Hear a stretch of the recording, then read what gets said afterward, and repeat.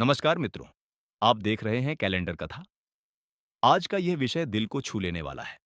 दोस्तों, कहा जाता है कि अगर किसी शादीशुदा महिला के हाथों में चूड़ियां नहीं हों, तो उसका 16 श्रृंगार अधूरा माना जाता है। धार्मिक मान्यताओं के अनुसार महिलाएं जब चूड़ियां पहनती हैं, तो वे अपने पति की लंबी उम्र और परिवार की सुख शांति की कामना करती हैं। सबसे पहले एक बहुत जरूरी नियम जान लीजिए। जब भी आप चूड़ियां पहने, उस समय आपका मुंह दक्षिण दिशा की ओर नहीं होना चाहिए। बाजार में खरीदते समय भी इस बात का ध्यान रखें। अब बात करते हैं चूड़ियों के प्रकार की। हमारे शास्त्रों में कांच की चूड़ियों को सबसे शुद्ध माना गया है, लेकिन अक्सर देखा जाता है कि खरीदते समय कुछ चूड़ियां हल्की सी छिटकी हुई या पहले से टूटी होती हैं। ध्यान रखें, अगर कोई बेटी या महिला टूटी हुई कांच की चूड़ियां पहनती है, तो मान्यता है कि इससे पिता और भाई को धन हानि हो सकती है। इसलिए उपाय यही है कि हर चूड़ी को पहनने से पहले एक एक करके अच्छे से जांच लें। अब सवाल आता है, अगर चूड़ियां टूटी नहीं हैं, लेकिन पुरानी या खराब हो गई हैं, तो क्या करें? ऐसी चूड़ियों को फेंकना नहीं चाहिए। आगे हम इसका सही उपाय बताएंगे।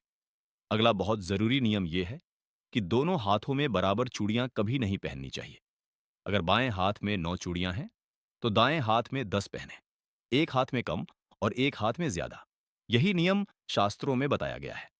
चूड़ियां पहनते समय ध्यान रखें कि बाल खुले ना हों। अगर आपके बाल छोटे हैं या आप हमेशा खुले रखती हैं, तो सिर पर पल्लू जरूर डाल लें। यह छोटा सा उपाय सुहाग की रक्षा करता है। अब बात करते हैं सोने की चूड़ियों की। कभी भी सोने की चूड़ियां सिर्फ एक हाथ में न पहने। अक्सर महिलाएं एक हाथ में सोने की चूड़ियां और दूसरे हाथ में घड़ी या ब्रेसलेट पहन लेती हैं, लेकिन यह गलत माना गया है। सोने की चूड़ियां पहने तो दोनों हाथों में समान रूप से पहने। अब आते हैं शाखा पोल या कंगन पर। जब भी आप सिंदूर लगाएं और उंगली में थोड़ा सिंदूर बच जाए, तो उसे शाखा पोल या कंगन पर जरूर लगाएं।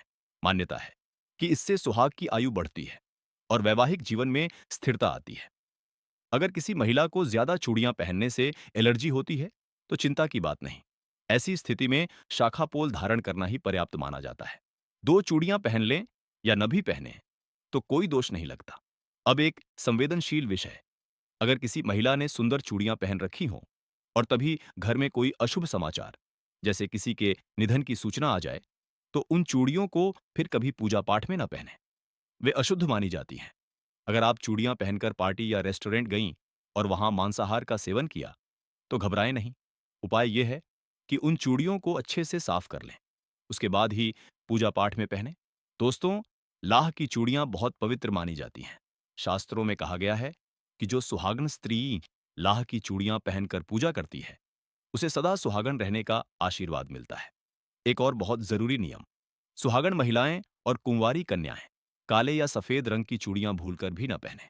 इन रंगों को शोक और वैराग्य से जोड़ा जाता है।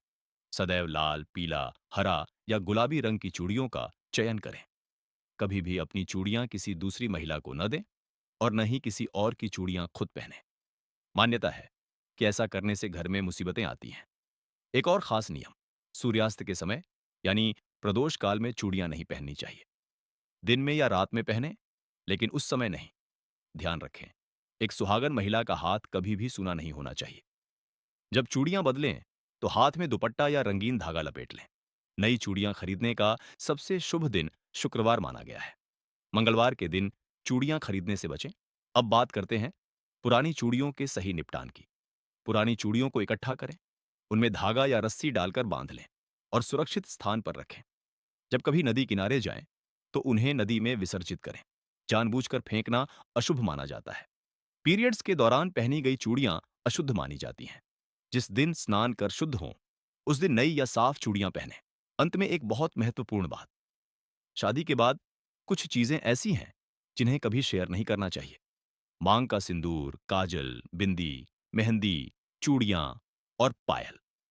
इन चीजों को शेयर करने से वैवाहिक जीवन में दरार आ सकती है। अगर ये वीडियो अच्छी लगी हो, तो वीडियो को लाइक करें, कैलेंडर कथा को सब्सक्राइब करें और इसे अपने अपनों के साथ जरूर साझा करें। फिर मिलेंगे एक नई वीडियो के साथ। धन्यवाद।